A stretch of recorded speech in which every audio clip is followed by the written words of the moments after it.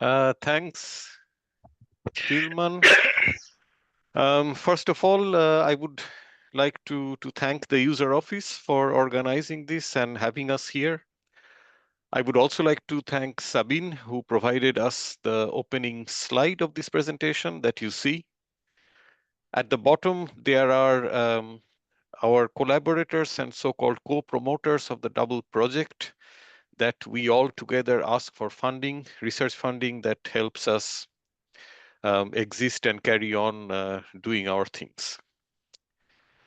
I will do a basically overview of past, present, and future of Double. So the Double project started in 1998 when we got the first light. The beamline was built in a standard fashion in terms of optics hutch, experimental hutch, and control cabin, the general layout.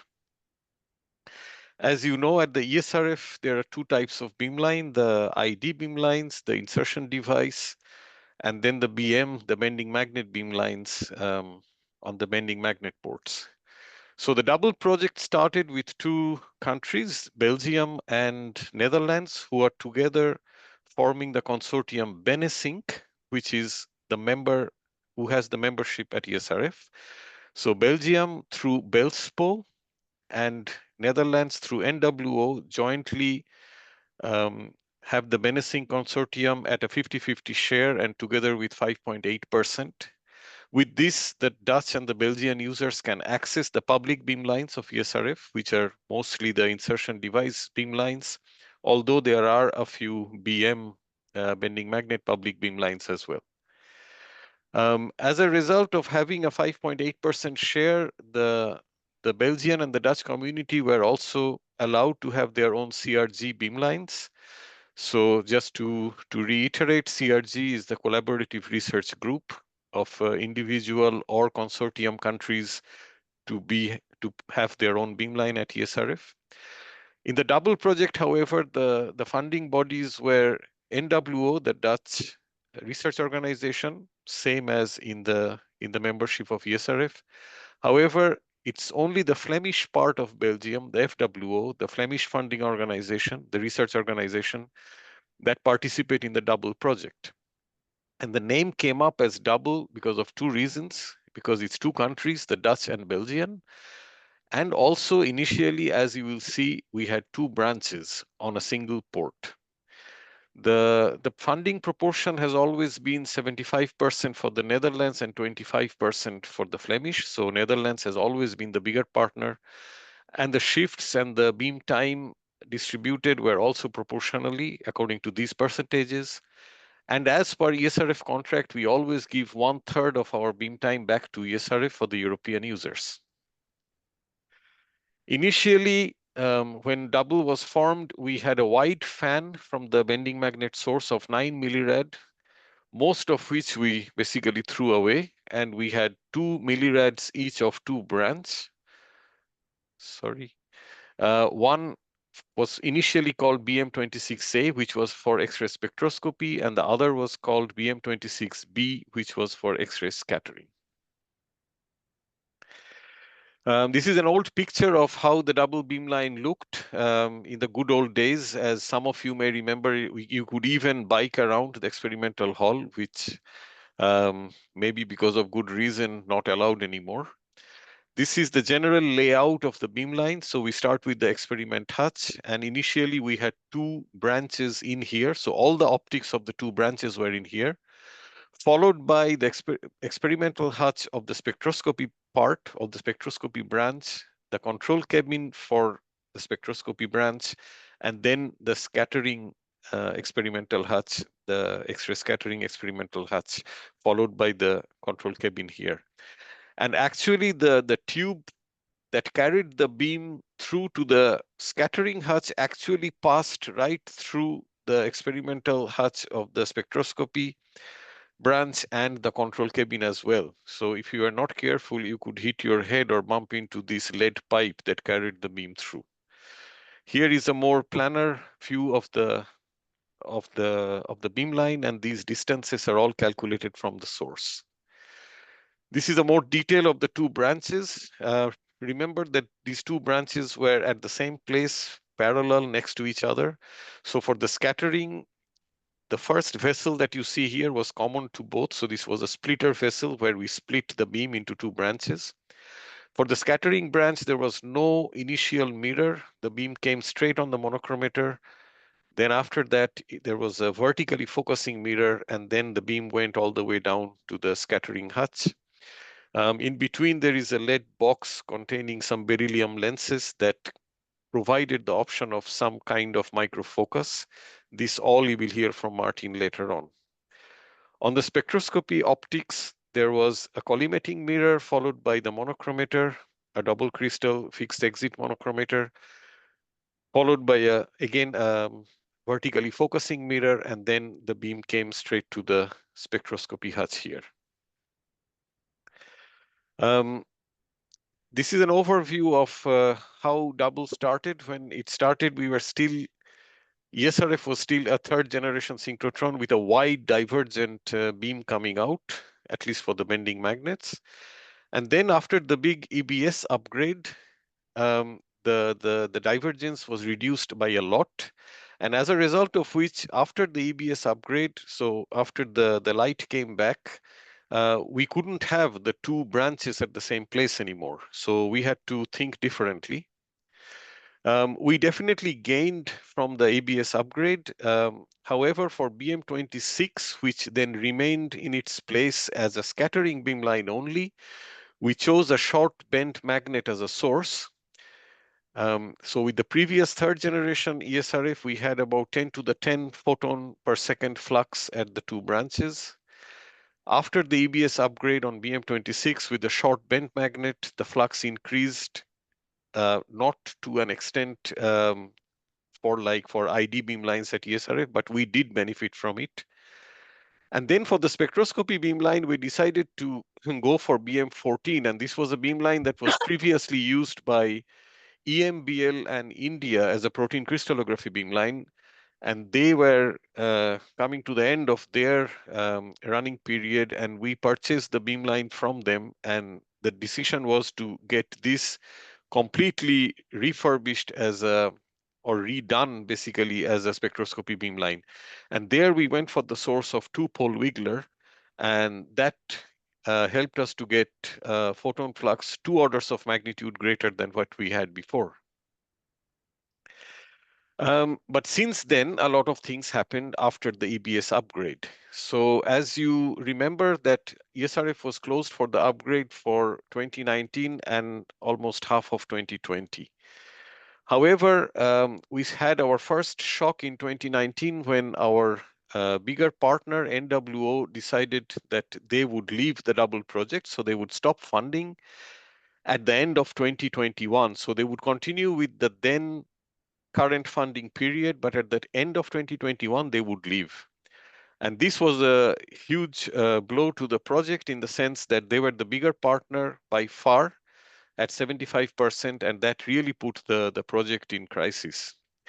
However, they agreed to proceed with the upgrades that we wanted to do at the same time, benefiting from the EBS upgrade shutdown. But they would definitely leave at the end of 2021. We started a new quest for partners. Letters were sent to the ESRF members. So for a new country that would join the FWO, the Flemish part of Belgium, to run the double with 2 beamlines. In the meantime, when all this was going on, the short bend magnet source was installed in summer 2020 at BM26 and in November 2020 at BM14. Another important thing happened in 2020 is that Martin joined the double team in September 2020. I must also mention that unfortunately, because of the decision of the NWO to leave the double project, all our colleagues who were employed by NWO, every single one of them, their contracts were terminated and they left. So at the end, we were left with 3 people, me, Dirk, and Florian, and then Martin joined our team as a 4th member. At the end of 2021, NWO left. As a good gesture, they left all the equipment, all the beamline things to FWO to continue to run the project. But we were in shaky ground at that point. However, ESRF came to our help. I must acknowledge here the help that we got from the ESRF management.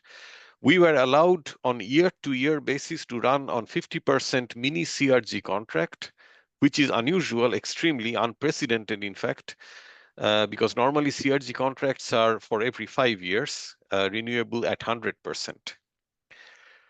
We also tried to engage Finland at this point to join DUBBLE as a potential partner. Here, I acknowledge very much the help of Manfred Burghammer from ID13 Beamline, who is the responsible there. He put me in contact with Finland, the main spokesperson being Simo Huotari, that many of you might know, who is a regular user here at ESRF, a long-standing user. Unfortunately, we advanced a lot, but in the end, Finland could not get the required funding to join DUBBLE, so there it ended. So we were in really uncertain ground until about 2024, where we had to make a decision what to do. And we had essentially two options. So the scenario one was, if we find a partner, we continue with 2 beamlines. And if we do not find a partner, we have to reduce our operation to a single beamline.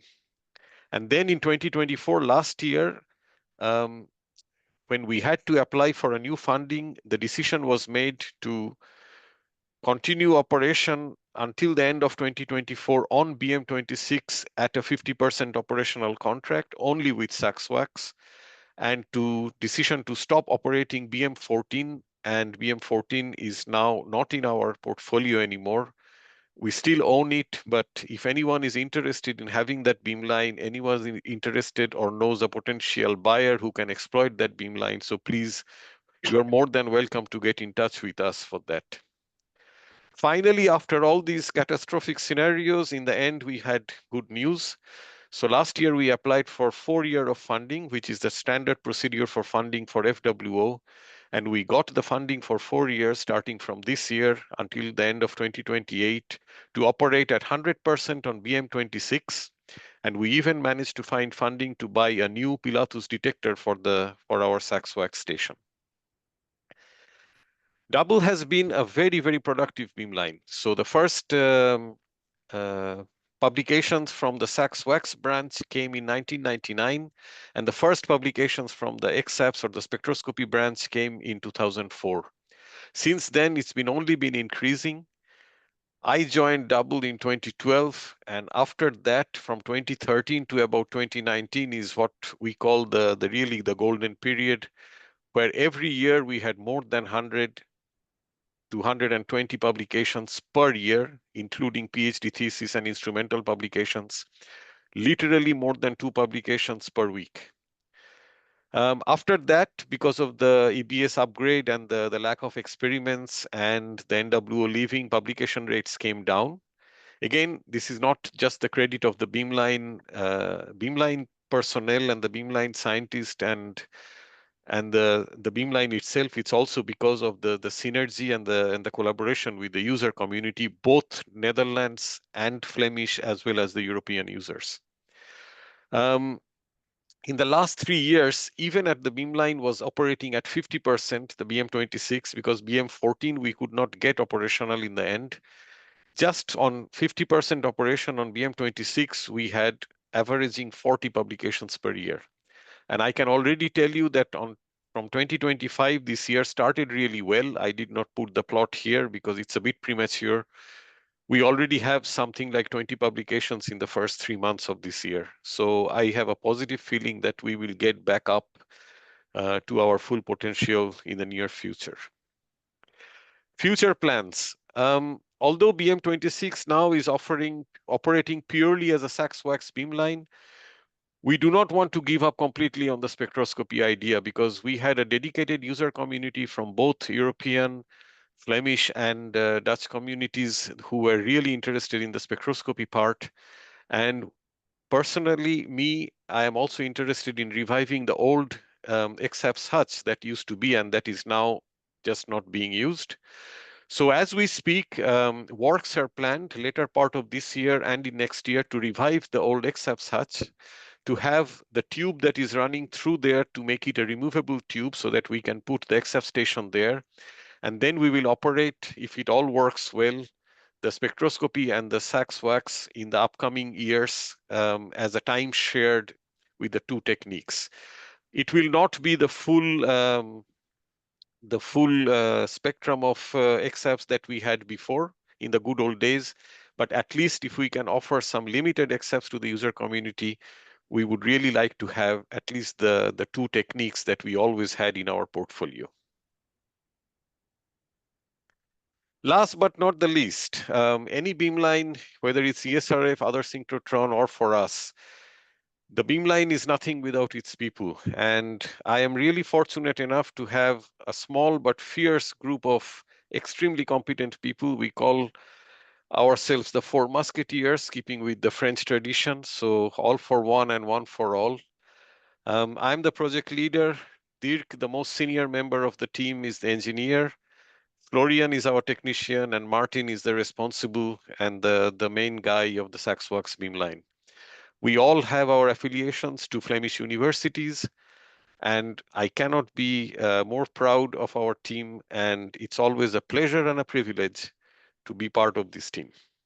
So with that, I stop and I let Martin take over for a deep dive into the depths of BM26.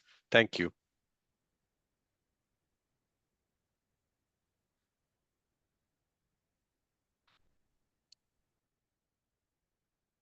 Okay. So I hope you are now seeing my screen. So basically, I would say what takes our beamline apart a little bit from other beamlines to really come out of the gates with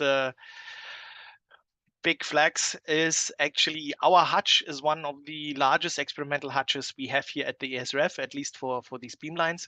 Even though we don't have the longest camera length for the SAXS WAXS experiments, but what we can actually do in our experimental hutch is, I would say, kind of unprecedented in terms of what we can accommodate. And you basically see already that it's a kind of robust setup. So we are having a small vacuum tube, pretty long, which is manually assembled for every experiment, depending on what we need. We have the detector in the end outside of it. And on the very right side, you basically see where all the fun is happening, where basically the experimental setup will be placed in the end. And I like to call it the good old faithful, because even though it is a kind of old setup, it still works and it's a real working hose. And with this, I want to come and to basically say that our main, how to say, portfolio is that we are basically a multi-purpose instrument. So we are a national instrument, as Dirk was saying, from the CIG group. And therefore, our main focus is basically catering to the broad needs of the Belgium user community. And this comes, of course, at a price, because since the community is small and the needs are broad, we have to be versatile and very flexible. That means we have to be able to accommodate these different ideas which have to be or which the users want to do here. And this comes, of course, at a price that we are basically not very streamlined in our setup, and also the automation is not on a high level as you have it on other beamlines. On the other hand, we have the term here, so other beamlines basically say that they never say no to experiments. On some instances, we would put the motto that we bend the beamline to fit the purpose. So whatever you have, whatever you want to measure, even if it is an elephant, and as soon as we get through the door, we will measure it for you. However, in all this, we are trying to still focus on our strong points, and this is basically that we want to do scattering here.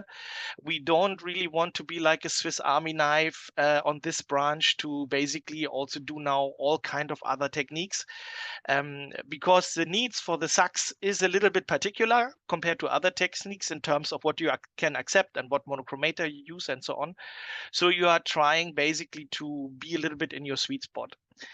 And we are focusing on SAXS, mostly on WAXS, we are doing the techniques where we are basically using grazing incident techniques as well. So basically, we are going below the glancing angle of your material to basically probe the surfaces, which is interesting for thin film applications, organic electronics, and all these kind of things. And of course, everything in combination approaches in terms of in situ and operando methods, time resolved, and also multi-probe if multi-probes are available, for example, UV-Vis spectroscopy, Raman spectroscopy, and so on.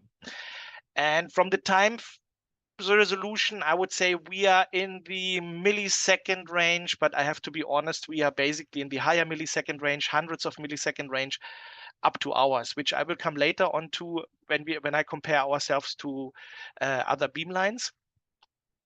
And the most things we do, and this is an old-time favorite, is most people, whatever they have, solid, liquid, or any sample they have, the typical thing they want to do is heating and cooling, and to see basically how the structure and morphology evolves along this path. Another thing is what is done very often on our beamline is mechanical deformation. So whatever material they have, trying to tear it apart, trying to shear it. Also for some liquids, rheological measurements are all possible and have been done in the past. And of course, as I was saying, all these grazing incident techniques are available. And if the users can provide the equipment, in terms we don't have it, also coupled then with other probes, like, for example, UV spectroscopy and Raman, as I said before. And again, for our beamline, I would say the trademark is really that we are able to, how to say, put unusual and bulky sample environments in our sample place, which is not too typical for other beamlines at the SRF, especially if I compare it with ID2 or ID13, where your sample spaces are extremely compact and small, and yeah, you cannot put too many or large environments in there.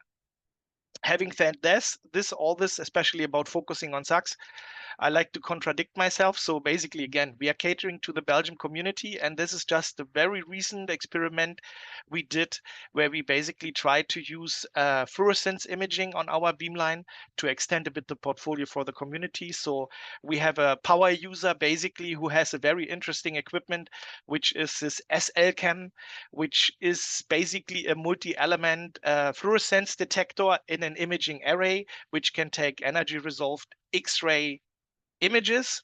And basically what we are here doing is we are illuminating diamond charts, which are in the order of a few hundred microns, and basically trying to identify the inclusions which are inside. And basically, of course, on other beamlines, you can very nicely see much more high resolution tomography. But here, basically, what we can do is we can, with a relatively easy approach, identify the localized inclusions and basically get the fluorescence spectrum to identify basically what kind of material we have inside. Generally speaking, the user program or the scientific program on our beamline is entirely done by the user community. Due to the skeletal staff situation we are in, we do not really do any in-house research at the moment because just the capacity is not there. So we have like 2 scientists which can take the load on all the experiments, and most of the time it's basically one. So that means there is not much time basically to do your own in-house research.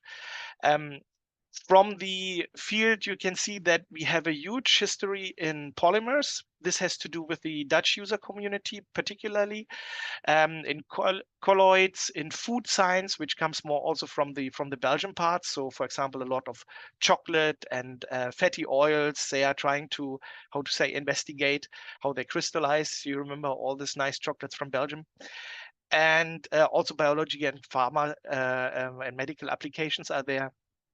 And the catalysis was actually a little bit more on the XFs branch, which, for example, will now in the future also change a bit like this portfolio here.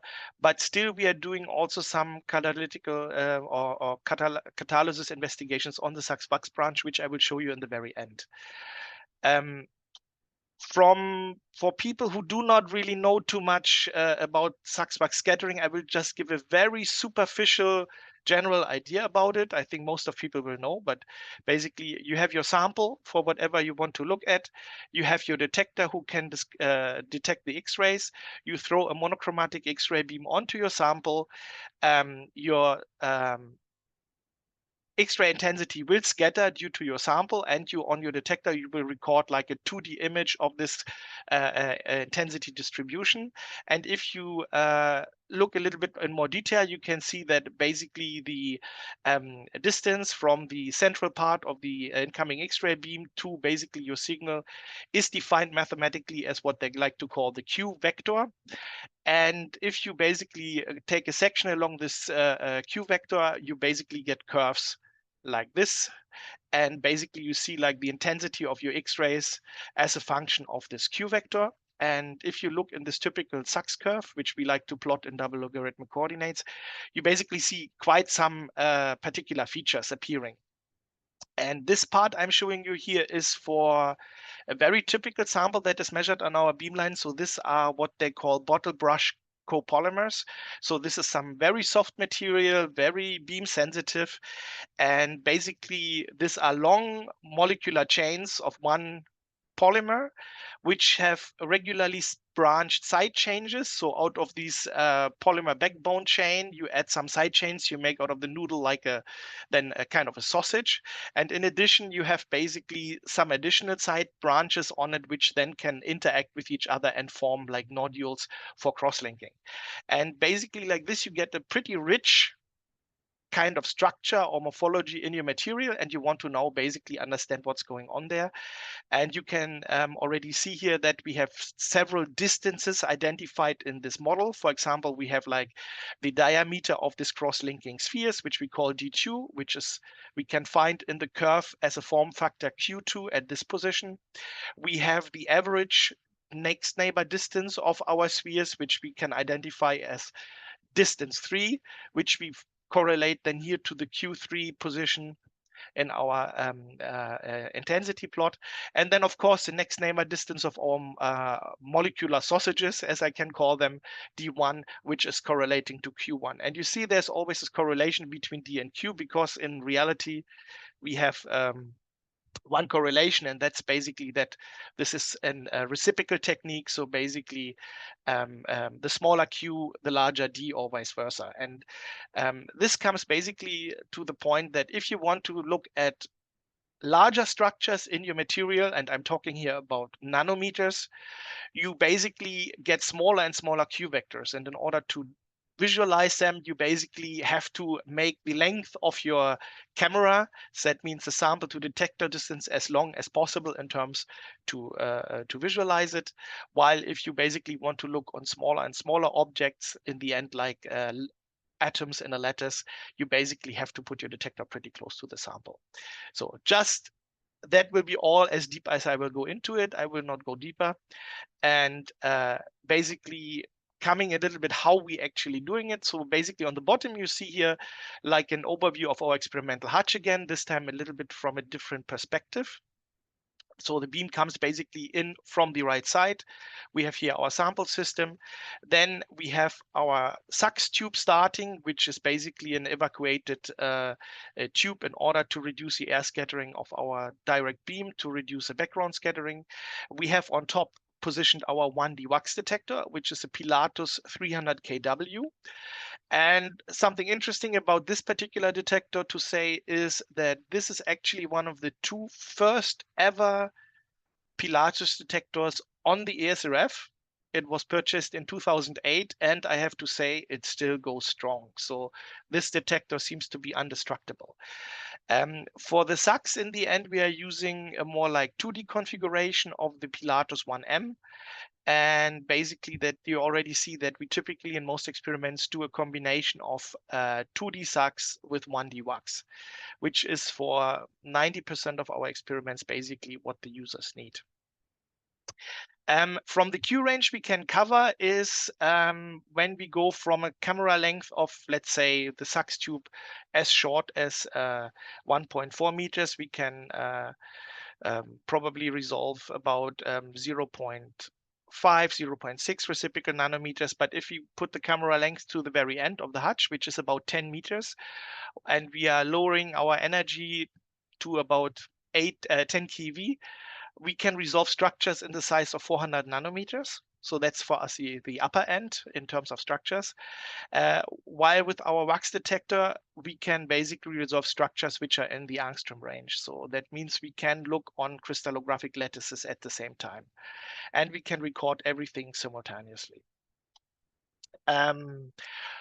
When you talk, of course, about SAXS, you have, of course, to talk a little bit about the source. And DIB was already mentioning it before. We are using what they call a short bending magnet or a short bender.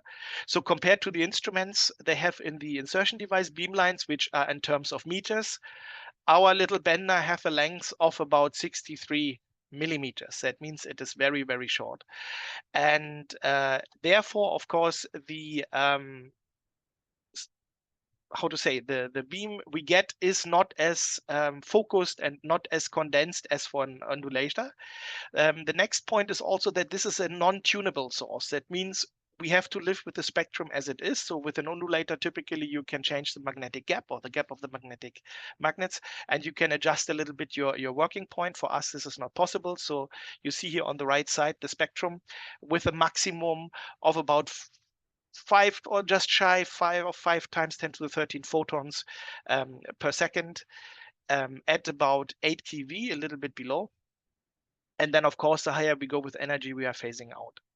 And this picture, this inlay here is basically the beam the short bender gives on our front end. So basically, this is what DIB was showing on this first vessel in the optics hatch. And you see that this is a particularly large beam for if you consider when you want to do SAXS and you want to have a source or a small source for you. So basically, this is like 50 millimeter horizontally and about 5 millimeter vertically. And that means if you want to make SAXS, you cannot utilize the whole source. So what we will have to actually do is we have to slit out the huge amount of part of our beam. And there you see already all this nice 10 to the 13 photons we could have, we actually cannot really utilize in the end.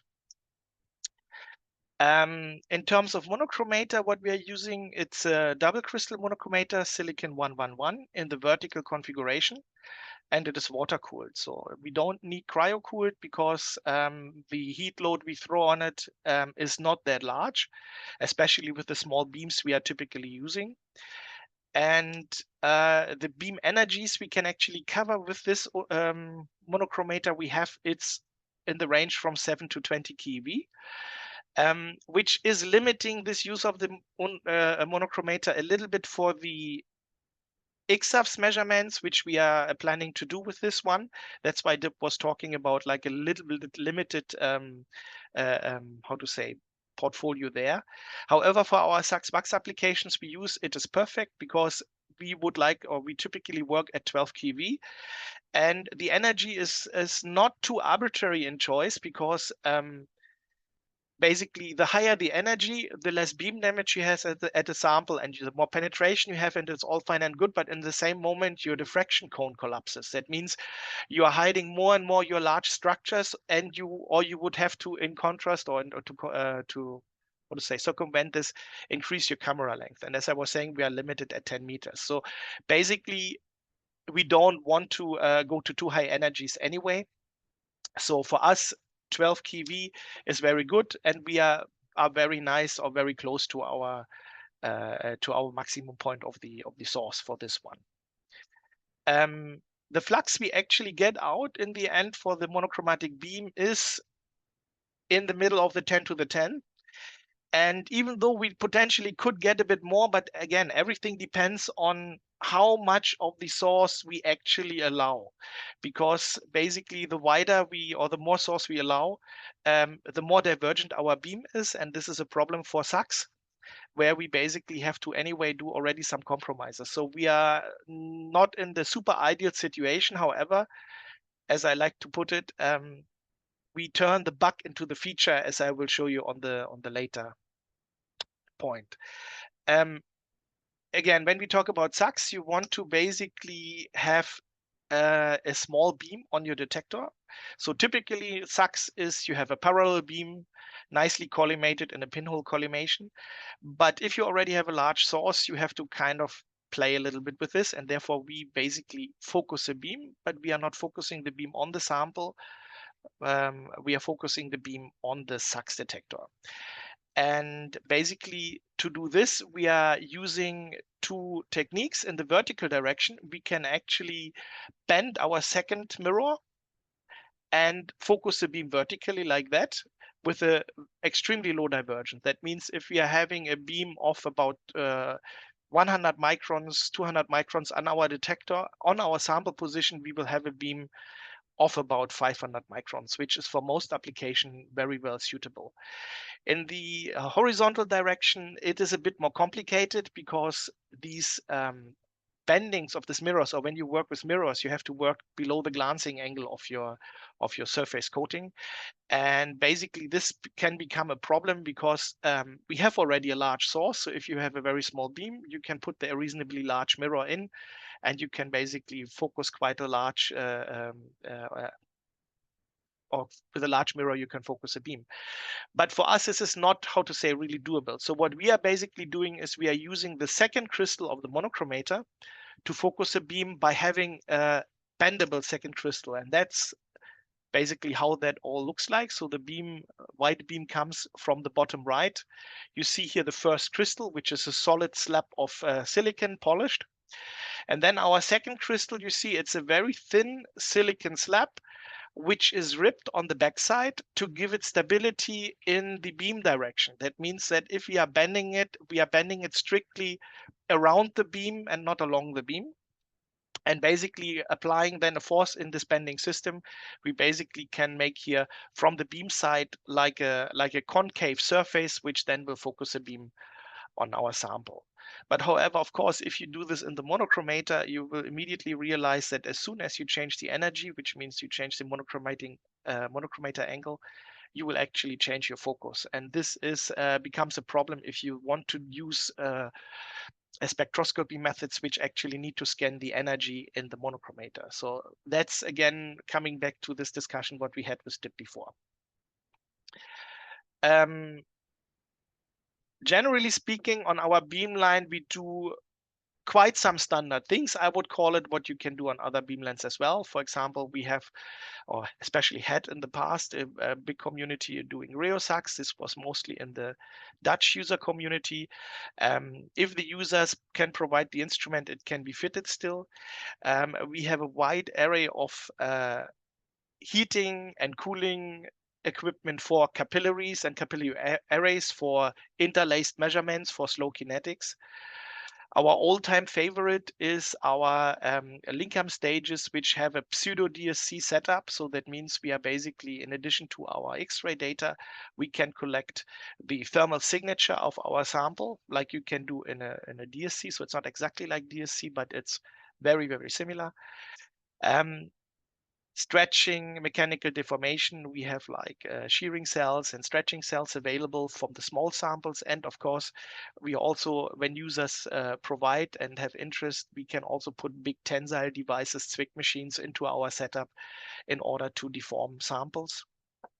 And as soon as it goes for the grazing applications, there are furnaces available where you basically can heat and cool your sample.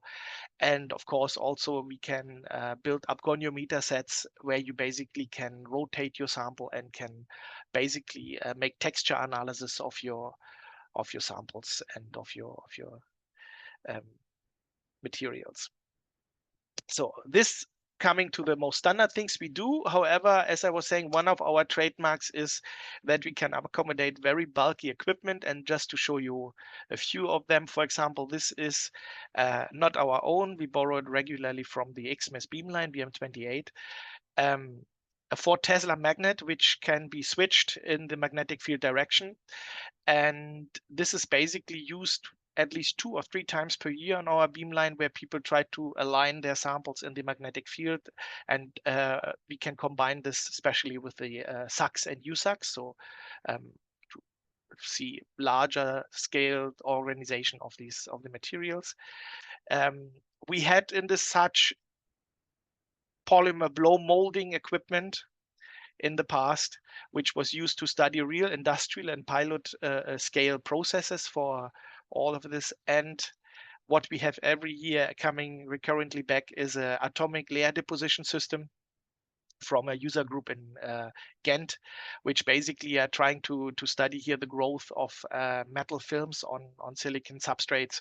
And basically they are doing their whole growing in situ while they're recording the structure and the morphology of their films using grazing incident SAXS, and also trying to measure the covering of their film using fluorescence. For the small things, I have to say that, as Dib was saying, we have the capability to put beryllium CRLs like 7 meters upstream the sample. They give us a very low divergent beam, so that is still compatible with SAXS. But I would say this is nothing which is compatible with really like whatever micro beamlines can do on the ESRF, especially if you go to beamlines like ID1 or for me the always reference ID13. Because in terms of what we can get out of beam size and flux, we are not at all competitive. So that means our focal spot here is in the order of 50-ish microns. That means other undulator beamlines can basically get this beam by just slitting down and collimating down their beam. And also the flux is extremely low. So this is like a very flux hungry application, and it's only for very particular applications. And I will maybe come to this or later on, because when I discuss that where we are kind of in the spectrum of compared to other beamlines. When I'm asking where's our speed spot, I would like to say, or I would like to compare ourselves a little bit to ID2, because we are in the same, how to say, panel here on the ESRF, and we are kind of sharing a lot of experiments. And for me, ID2 is basically like the gold standard in terms of SAXS beamlines in Europe, and I would even say in the world. So, and if you just look to the general parameters, so for ID2, they are basically can resolve up to the micrometer range, lower micrometer range, with their 32-meter camera. For us, the end is at 500 nanometer already with a little bit of stretch. We had a microradian setup which could go beyond that, but this is so flux hungry that basically whenever you have a sample that is not scattering extremely well, this is not really an option. So 500 nanometer at the large scale it is.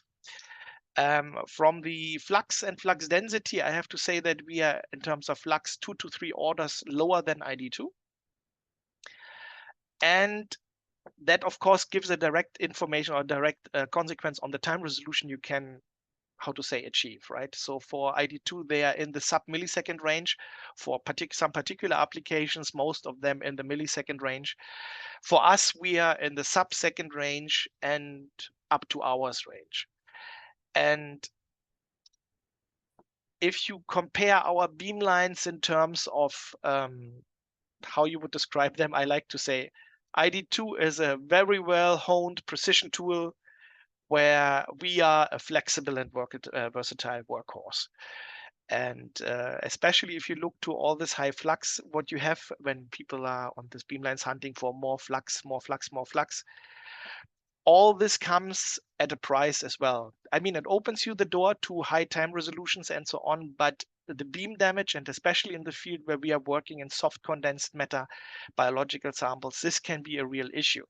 And not always you can actually do the trick that you say, I'm running away, I'm measuring faster than my sample decays, because you might have the situation that you want to measure a slow kinetics, and you do not have the options to basically always illuminate a new part of your sample. So on these beamlines like ID2, ID13, and all the others, you basically have to come up with elaborated strategies to basically mitigate the beam damage. While for us, we are kind of in a very nice sweet spot, because the flux and the doses we apply to the samples are, how to say, well below the beam damage starting point. So basically we are very often on these soft condensed matter samples only how to say, generate beam damage for very, very, very extended exposures. And for example, just to show a typical experiment on our beamline, which is going exactly in this direction, we have a group that works on polymer systems, and they actually try to mimic biological tissues in their mechanical behavior in general for medical applications. And for example, what they are doing is, I showed this experiment already a little bit before. Basically, you are using this grafted block copolymers. In this case, it's a PDMS brush block, where you're grafting on PMMA molecules to basically serve as crosslinkers. And basically they can play a lot with the parameters, like with the grafting densities, how many blocks, what is the block length of the first block, what is the length of the bottle brushes, and so on. And just to show what they're normally doing for us. So basically the first approach most of people are doing is we want to see what happens when we basically take our material and we heat it and cool it. So this graph you have seen before, basically, so you see that on the heating and on cooling, not too much exciting things happens with these materials. However, if you go to basically you see that you have a little bit of changes in the diameter of the spheres, which is the D2, which basically just on the first heating kind of finds an equilibrium and then more or less comes back after cooling. So you're basically, it's like an annealing effect. For the next Neymar distance of them, basically you are just increasing it with the thermal expansion of your matrix, and then it comes back. And especially from the next Neymar distance of your main backbone molecule, actually not much happens, right? So basically it's not so exciting from this point. But the exciting point with these materials comes when you are basically starting to use a selective solvent annealing. So basically what the group did is they used hexane and acetone, and basically they in situ on our beamline were basically starting to immerse these materials and basically see the response of the structures. And basically what you see very nicely, that if you are basically selectively swelling the matrix molecules, the matrix sausages, you very nicely see that you're basically changing the next Neymar distance of your connecting points, or of your network points, of your cross-linking points. But when you dry out your sample, basically everything is reversible and comes back to the initial situation. While when you basically use acetone, which is selective swelling the PMMA cross-linking points, you really transform the structure. So you really transform the material, because basically you are starting to reduce the number of connecting points and you increase them in size. And that basically changes the nature of this material drastically. And why the users are doing it, as I was saying, they are basically trying to mimic biological materials. And for example, as these are just three examples from the materials they used. For one of the combinations of block length, basically this material very nicely mimics pork brain mechanical behavior, while other samples basically mimic the skin of pork when measured perpendicular and along the spine direction. So basically, of course, biologic materials are also not isotropic, but typically oriented and textured.